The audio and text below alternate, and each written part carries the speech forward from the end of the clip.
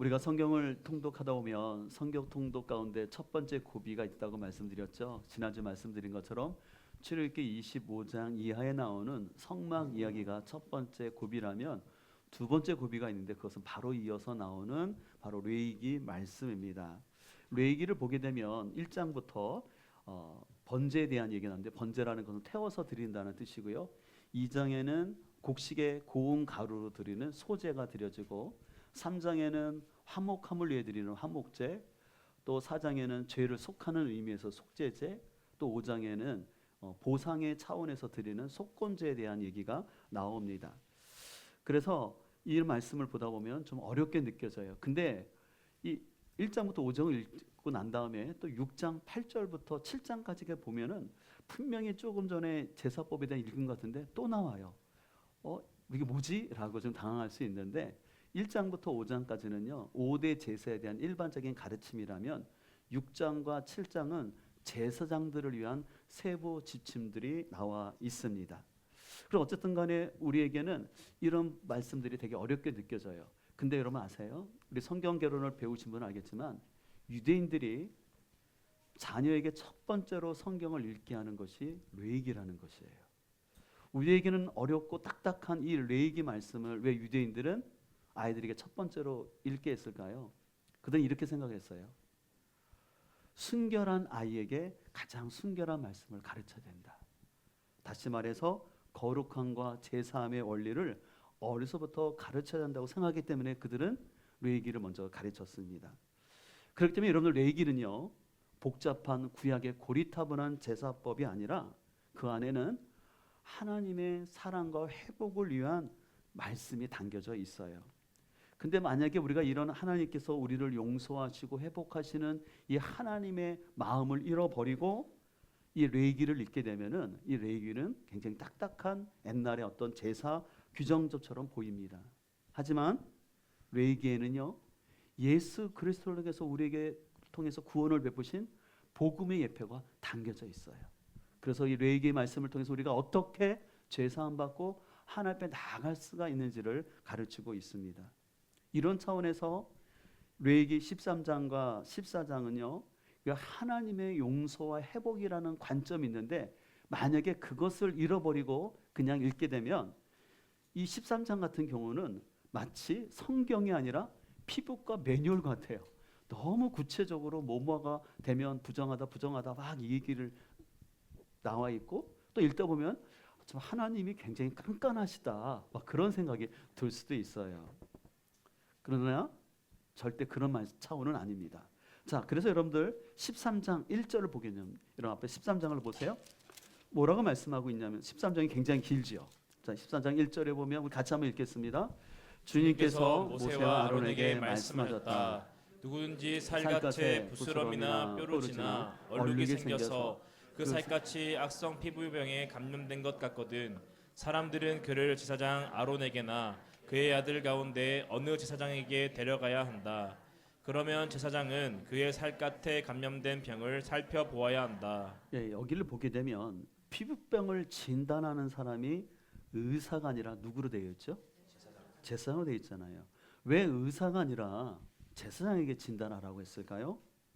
이것은 단순히 개인 건강의 문제를 넘어서 정확한 진단을 통해서 공동체의 거룩성과 안전을 지키고자 하는 하나님의 뜻이 담겨져 있습니다. 그래서 레위기를 읽다 보면 거룩이라는 단어가 제일 많이 등장을 하는데 이 거룩이라는 것은 단순히 사람들을 밀쳐내기 위한 도덕적인 규범이 아니라 공동체를 살리고 보호하려는 차원에서 하나님은 거룩을 말씀하는 것입니다. 그래서 하나님은 그냥 우리를 향해서 괜찮아 문제없어 그렇게 그냥 하지 않고 정확한 진단을 원하셔요. 우리가 명의라고 할 때 병을 잘 고치는 명의는 병을 잘 고치기 전에 진단을 잘하는 거예요. 그래서 우리가 왜 병이 생기면 자꾸 큰 대학병원을 가려고 하냐면 그 대학병원을 가게 되면은 정확한 진단을 할 수 있기 때문에 그래서 진단이 정확해야지 그에 따른 치유가 일어나기 때문에 마찬가지입니다. 그렇기 때문에 하나님께서는 우리가 함께 살아가기 위해서 지금 정확하게 진단하자는 것이에요. 그래서 이스라엘 백성들로 하여금 부정한 사람들을 격리시키는 것은 그 사람들을 차별하려는 것이 아니라 온전한 치유를 위해서 잠깐 격리하여서 회복하자라고 하나님 말씀하는 것입니다. 그런 차원에서 여러분들, 진정한 사랑은 무조건 숨겨주고 무조건 덮어주는 것이 아니라 정확하게 죄에 대해서 인식하게 하고 깨닫게 할 때 회복의 길이 열릴 줄 믿습니다.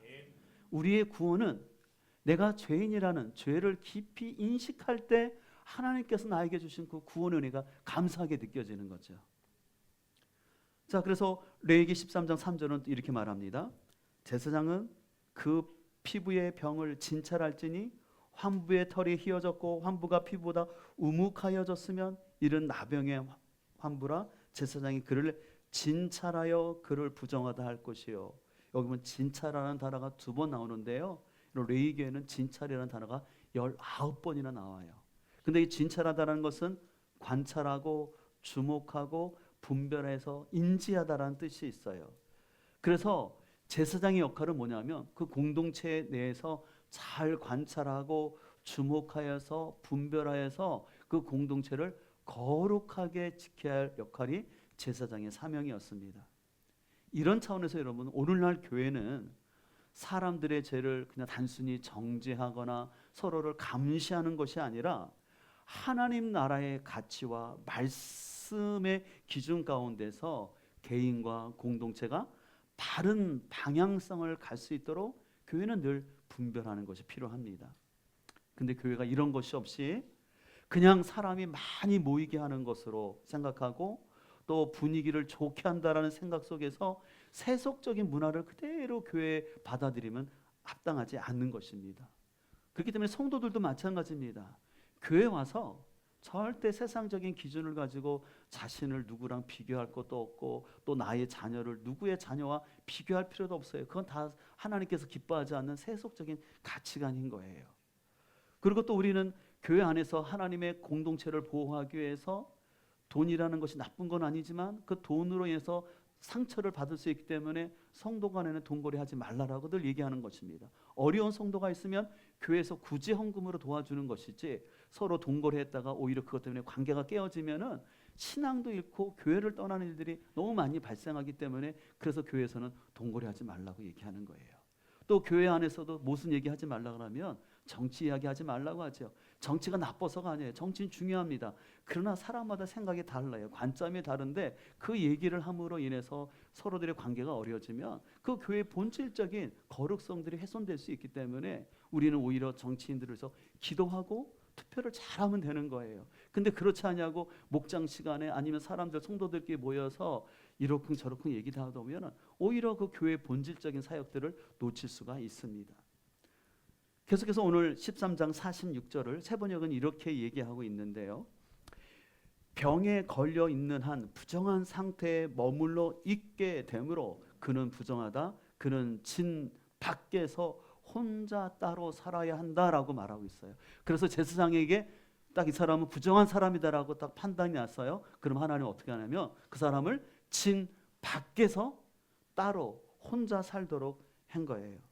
이것은 뭐냐면 하나님이 그 사람을 미워해서가 아니라 공동체의 거룩성과 생명의 보존을 위해서 그 악성 피부병 있는 환자를 잠깐 진 밖에서 머물게 하는 것입니다. 근데 이런 가운데 우리가 잘못 하나님을 오해하면은 하나님은 너무 냉정한 것 같고 또 하나님은 너무 깐깐한 하나님, 무서운 하나님으로 느낄 수 있어요. 근데 하나님은 절대 그렇지 않습니다. 그 사람을 진 밖에 둔 이유는 그 사람을 포기한다라는 선언이 아니라 하나님이 그들을 회복할 수 있는 공간을 준 거예요. 그래서 그 사람과 그 공동체를 온전히 지키려는 하나님의 마음인 것을 볼 수가 있어요. 그래서 하나님은 우리를 영원히 격리시키지 않고 우리의 회복을 위해서 잠시 멈춤을 허락한 거라는 것이죠. 그런 의미에서 여러분들이 이번 주에 레위기를 읽을 때 이 13장과 14장을 같이 연결해서 여러분들을 읽어야 합니다. 만약에 어떤 분이 성경을 읽는데 이 레위기 13장을 읽으면서 하나님은 너무 깐깐해. 그리고 피부병이 있다 그래서 진 밖에서 홀로 살게 하네. 하나님은 너무 냉정한 거야. 그래서 난 이런 하나님 싫어라고 13장에서 멈추면 죄송하지만 그는 너무나 하나님의 마음을 모르는 사람이에요. 그래서 13장을 읽었을 때 13장이 굉장히 길거든요. 지루하지만 잘 읽어내가신 다음에 14장에 들어오게 되면은 이 14장을 통해서 하나님이 격리하신 목적은 그를 벌주려는 한 것이 아니라 그를 온전히 회복하시려는 것이었구나라는 것을 우리가 깨달을 수가 있는 거예요. 그래서 하나님께서는 이 사람의 회복을 위해서 격리를 하시는 거예요. 오늘날로 우리가 생각해 본다면 이렇게 생각할 수 있어요. 우리는 어떤 실패한 사람이 있거나 공동체에서 멀어진 사람이 있거나 넘어진 사람이 있으면 그를 향해서 왜 저 사람은 저렇게 자꾸 살고 있지? 왜 저 사람은 왜 저렇게 고집 가운데 자기 마음대로 살다가 왜 저렇게 힘들게 살아? 라고 판단하는 것이 아니라 어떻게 하면 저 밖에 넘어지고 지쳐있는 사람이 다시 하나님께로 돌아올까? 그래서 그 사람들은 비록 밖에 있지만 그 사람들은 하나님이 버린 사람이 아니라 하나님의 회복이 필요한 사람이라는 그 마음을 가지고 그 사람들을 바라봐야 할 줄 믿습니다. 또 여러분들이 이제 레위기 14장을 읽으시면서 중요한 것을 하나 놓치지 말아야 되는데, 어떤 사람이 그 병에서 이제 나았어요. 근데 나았는데 그것으로 끝난 것이 아니라 하나님은 그 회복을 위해서 너무 여러 과정들을 요구하세요. 자, 그래서 14장 3절을 보게 되면 진 밖으로 제사장이 찾아갑니다. 이제 찾아가서 그 사람이 낫는지 아닌지를 확인을 하게 돼요. 그 다음에 7절을 보게 되면 2마리 새의 의식을 통해서 한 마리는 죽이고 한 마리는 자유케 하시는 그 의식을 통해서 피 흘림을 통해서 그의 죄에 대한 것을 접근해 가시고요. 그 다음에 이제 이 사람을 이제 집 안으로 두게 오는데 바로 집으로 보내지 아니하고 7일간 계속해서 그의 털을 다 깎고 또 몸을 씻게 하는 것들을 행하게 해요. 이제 그 다음에 14절을 보게 되면은 제사장의 위인식처럼 그 사람의 그 오른쪽 귀와 또 오른쪽 손톱 또 왼쪽 오른쪽 발가락에 피와 기름을 또 발라요. 그러고 난 다음에 20절을 보게 되면은 마지막으로 제물을 드리고 난 다음에 공동체로 복귀하게끔 하고 있어요. 왜 이렇게 하나님은 복잡하게 했을까요?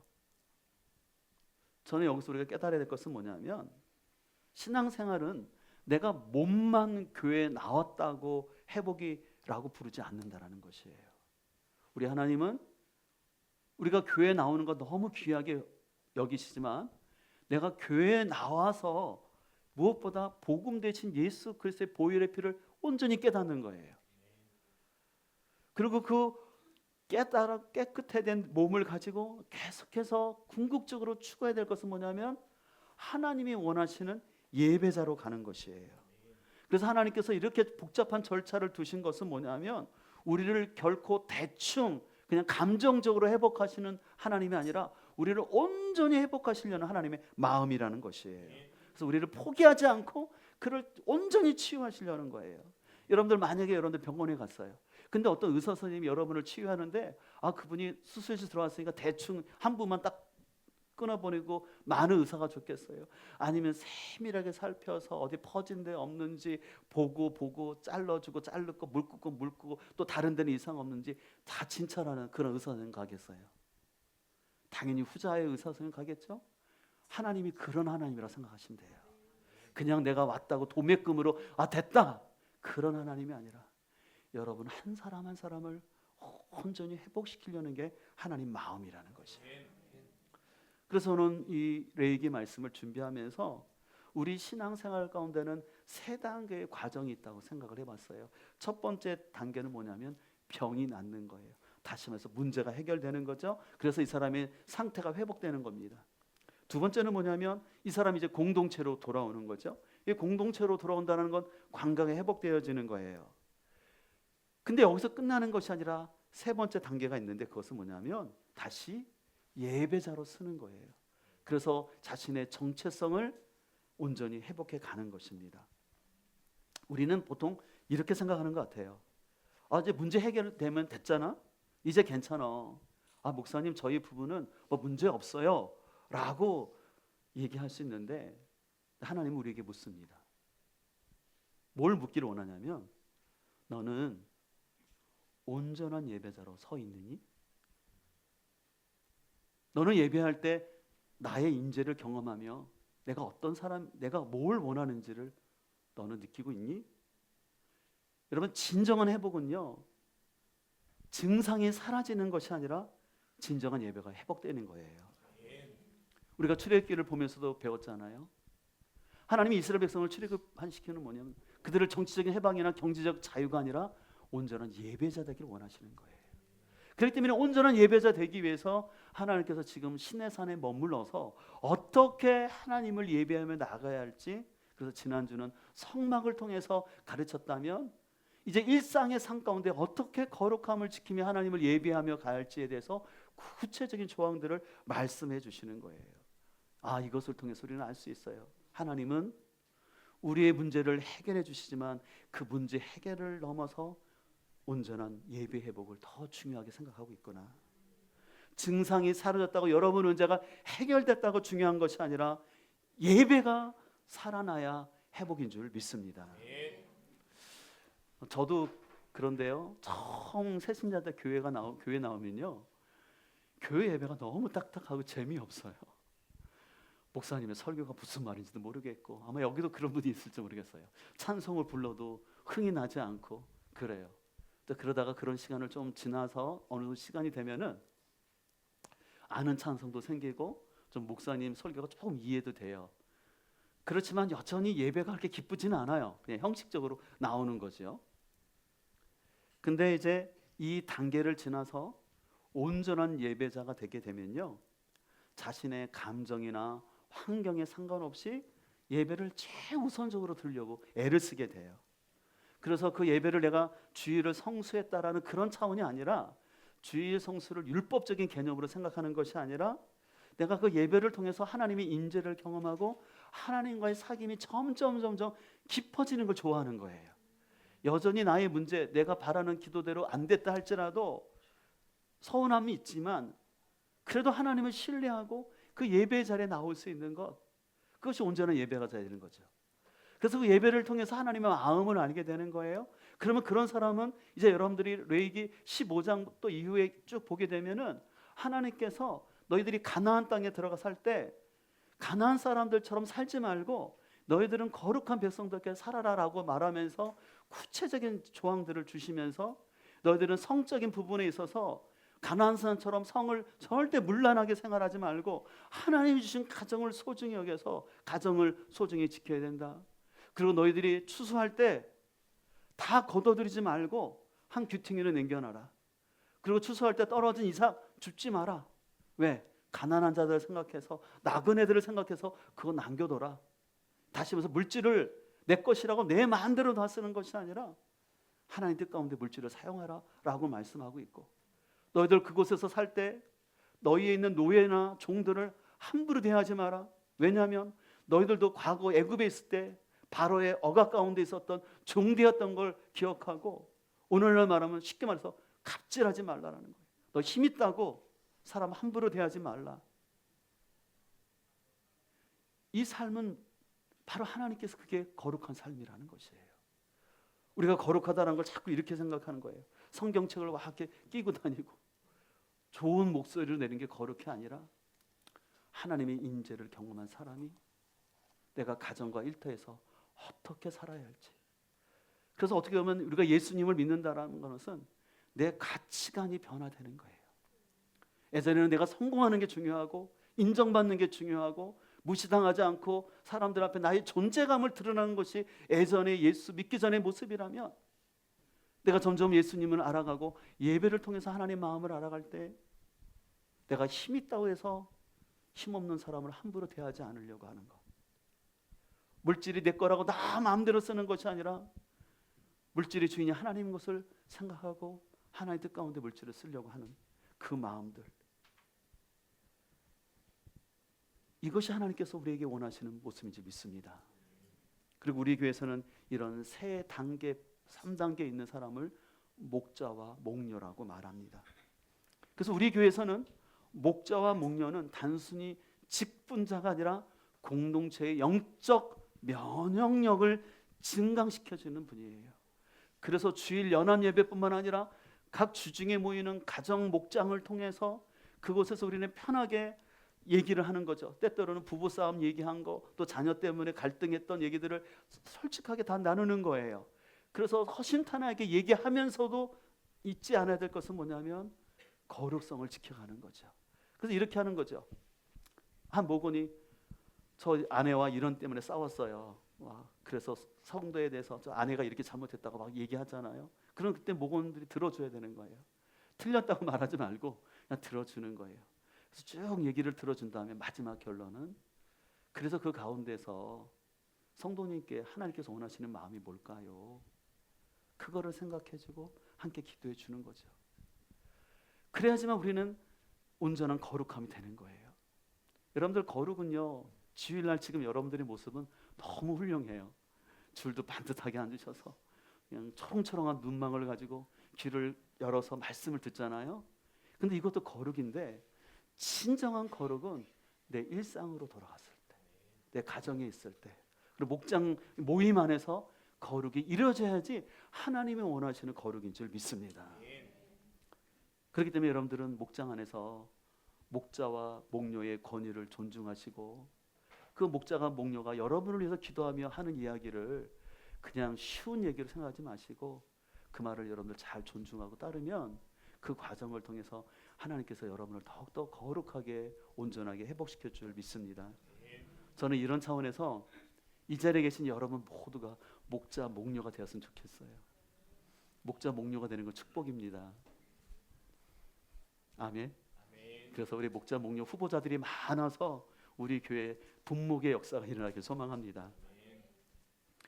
오늘도 한 가지 말씀을 봐야 될 것이 있는데 14장 8절에 보면 제사장은 진찰할지니 그 병이 피부에 퍼졌으면 그를 부정하다 할지니라 이는 나병이다 라고 하나님께서 13장 8절에서 말씀하세요. 그래서 레위기 13장과 14장에는요 퍼졌다라는 거, 이 단어가 또 10번이나 반복되면서 구약 성경에서는요 이 부정한 것이 퍼지는 것을 극도로 경계해요. 그래서 부정한 것이 퍼지지 않도록 하는 거예요. 그래서 아까 말한 것처럼 부정하다라고 판결을 받은 사람은요 그 부정함이 퍼지지 않도록 하기 위해서 다른 곳에 진 밖에서 격리를 시키는 것이었어요. 이것이 예수님 시대까지 쭉 이어져서 예수님 시대에도 나병 환자들은요 공동체에 살 수 없었고 밖에서 살아야 했습니다. 그 가운데 이런 일이 발생했어요. 마태복음 8장에 있었던 일인데요. 같이 한번 읽도록 하겠습니다. 한 나병 환자가 나와 절하며 이르되 주여 원하시면 저를 깨끗하게 하실 수 있나이다 하거늘 예수께서 손을 내밀어 그에게 대시며 이르시되 내가 원하노니 깨끗함을 받으라 하시니 즉시 그의 나병이 깨끗하여진지라. 여기 나병이라고 되는데 이 나병은 오늘날 말하는 어떤 한센병이라기보다는 악성 피부병이라고 말할 수 있어요. 근데 당시의 사람들은 이 나병을 왜 굉장히 두려워했냐면은 그 나병이 주는 통증보다도 그 당시의 사람들은요 이 피부가 썩는 거 있지 않습니까? 변색되는 것을 뭐냐면 죽음의 기운이 그 사람에게 있다고 생각한 거예요. 그래서 이런 생각을 해보세요. 여러분의 가족 중에 내가 아는 친구가 그 몸에 죽음의 기운이 있는 거예요. 그래서 죽음의 기운 때문에 몸이 문드러지고 피부병이 나는 거예요. 그럼 여러분들 그 사람 같이 있을까요? 옆에 있을 수 있을까요? 죽음의 기운이 있는데. 그래서 이스라엘 사람들은 그 사람들을 멀리했어요. 그래서 나병 환자들은요 꼭 이렇게 해야 돼요. 사람들이 자기에게 다가오면 외쳐야 돼. 나는 나병 환자입니다. 나는 나병 환자입니다. 그렇지 않으면 다른 사람이 그 사람 가까이 왔다가 죽음의 기운이 옮겨진다고 생각하기 때문에 그거를 그렇게 하지 않으면 그 사람은 율법에 의해서 또 정죄함을 받는 것이었어요. 근데 예수님께서 어떻게 하셨냐면은 그 사람에게 가셔요.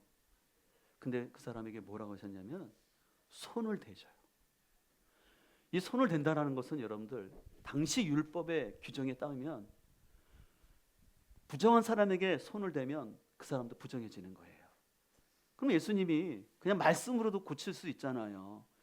근데 예수님은 율법을 어기시고 그 사람에게 손을 댔어요. 왜 그러셨을까요? 주님은 그 나병 환자가 겪는 육체적인 고통도 아셨지만 나병 환자가 갖는 큰 고통은 뭐냐면 소외와 차별이에요. 가족으로부터 버림받고 함께하지 못하고 사람들로부터 배척당했던 아픔이 있는 거예요. 그래서 그 주님을 아셨기 때문에 일부러 손을 대신 거예요. 터치하시면서 넌 이제 괜찮아. 사람들은 나병 환자를 부정하다라고 멀리했지만 예수님께서는 그에게 주님의 은혜가 흘러가기를 원하셨어요. 그렇기 때문에 일부러 주님 만지시는 거예요. 그래서 히브리서 9장은 이렇게 말합니다.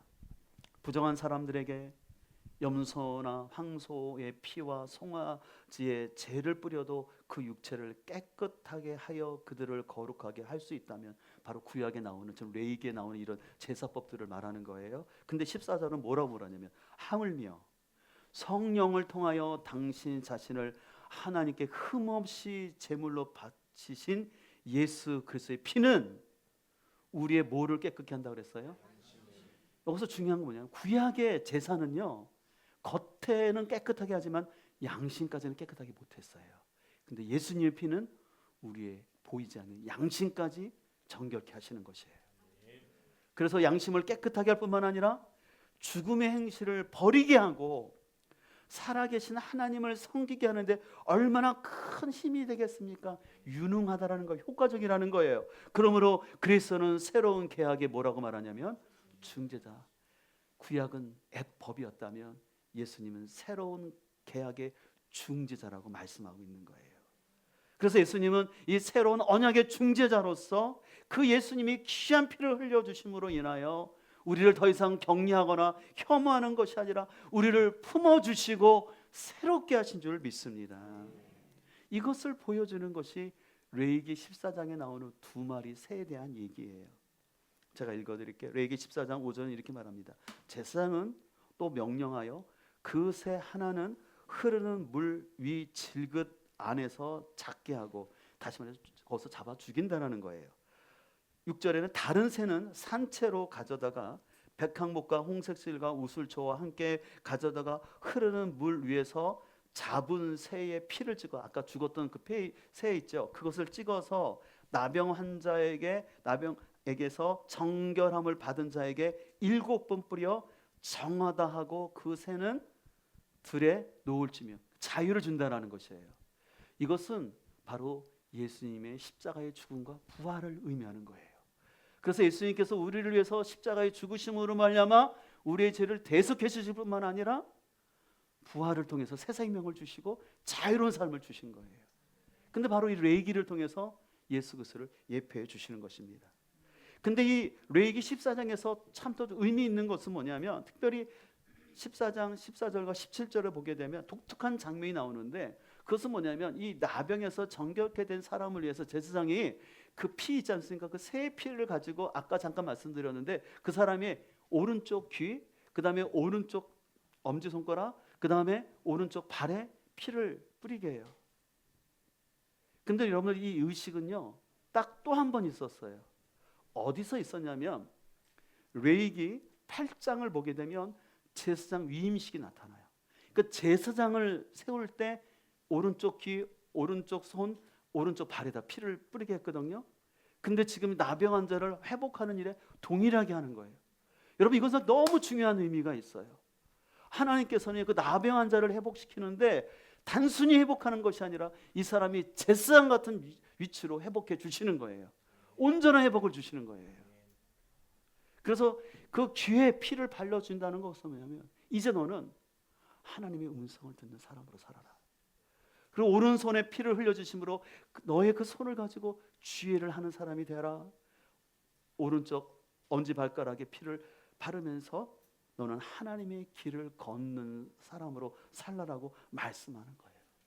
가장 그 사회에서 격리되고 소외하고 낮은 자리에 있었던 사람을 제사장 위임식에 하던 그 방법을 동일하게 그에게 함으로 인해서 그의 신분을 회복해 줄 뿐만 아니라 그의 정체성을 회복해 주시는 것, 이것이 바로 하나님의 본심인 줄 믿습니다. 우리 하나님은 우리를 죄에서 건져 주실 뿐만 아니라 하나님의 거룩한 백성으로 삼아 주시고, 그래서 우리를 예배자가 되게 해 주시고, 그 예배를 통해서 우리를 회복하여서 또 다시 세상으로 나가서 살 수 있는 힘을 주시는 것이 우리 하나님인 줄 믿습니다. 그래서 여러분들, 우리가 예수님을 믿는다는 것은요, 내가 조금 착해지고 윤리적으로 더 나은 사람이 아니라 하나님의 자녀가 되는 신분이 바뀌는 거예요. 그렇기 때문에 신분이 바뀌었기 때문에 우리는 계속해서 새로운 가치관으로 살아가는데, 그 새로운 가치관으로 살아갈 수 있는 힘이 어디서 나오냐? 예배를 통해서 나온다는 거예요. 그래서 우리가 진정으로 예배가 되지 아니하고 종교인이 되면요, 죄송하지만 여러분도 안 변하고 여러분 때문에 여러분의 자녀들도 안 변하고 힘들어져요. 제가 목회하면서 많이 그런 걸 경험했어요. 예배는 드리고 하나님을 섬기는 것 같았어요. 근데 진정한 예수님 믿는 신앙인은 아니었어요. 종교적인 행위는 했어요. 예배도 드렸어요. 근데 가치관을 안 바꾸는 거예요. 여전히 내가 주인 돼서 그 안에는 에고가, 어떤 사람 심지어는 자기의 고집센 걸 자랑하더라고요.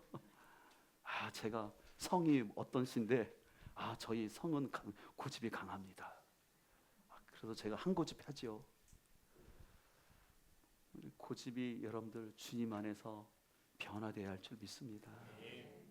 그래야 변화가 나타나요. 근데 여러분들 고집 센 사람이 기도 많이 해보지 아세요? 무서운 사람 됩니다. 고집이 센 사람이 성경 많이 알게 되잖아요. 더 무서운 사람 돼요. 우리는 고집이 아니라 예배를 통해서 하나님의 마음을 알아가는 사람 되기를 간절히 소망합니다. 세상은 실패한 사람을 무시하고 격려하려고 합니다. 그러나 하나님의 나라는, 교회는 은혜가 퍼져가는 곳인 줄 믿습니다. 그래서 교회는 죄가 옮길까 봐 두려워서 선을 걷는 것도 아니고, 그렇다고 아무나 기준도 없이 다 좋다라고 무조건 다 오냐 오냐 하는 것이 아니라, 교회는 거룩을 지키며 은혜를 흘려보내야 할 줄 믿습니다. 한번 따라할까요? 교회는 거룩을 지키며 은혜를 흘려보내야 합니다. 그래서 우리는 주일 연합 예배뿐만 아니라 여러분의 개인적인 만남과 주중 목장을 통해서도 거룩을 지키면서 은혜가 흘러갈 수 있는 그 공동체를 우리가 함께 세워가기를 소망합니다. 기억하십시오. 하나님 나라는 혐오나 차별이나 배제하는 나라가 아니라 품고 사랑하고 다시 세우는 나라가 하나님 나라입니다. 너무 멋진 나라 아니에요? 그것을 위해서 우리를 교회로 부르시는 거잖아요. 이 축복단 자리에 함께 하신 여러분들, 이 귀한 하나님의 초청을 귀히 여기시고, 우리가 성경을 잘 모르지만, 하나님을 모르지만 계속해서 이 예배의 자리를 통해서 더욱더 주님을 알아갈 수 있는 우리 모두가 될 수 있기를 주님의 이름으로 축복합니다.